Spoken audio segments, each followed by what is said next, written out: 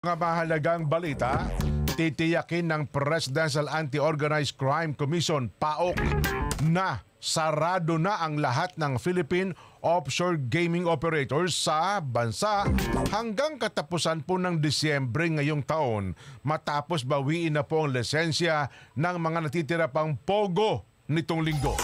Nauna na pong ipinag-utos ng Pangulong Bongbong Marcos Jr. ang pagkasara ng lahat ng POGO Hub sa December 31. Sinabi ng PAOK Executive Director Gilbert Cruz na batay po sa record ng PAGCOR, nasa 20 na lamang ang POGO, kaya may papasara ito hanggang katapusan ng Disyembre. Masasabing simula January 2025, wala na talagang POGO.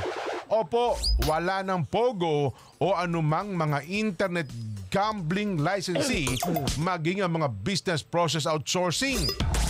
Dagdag pa po ni Cruz na magasagawa sila ng inspeksyon sa mga POGO para malaman kung sumusunod ang mga ito sa total ban.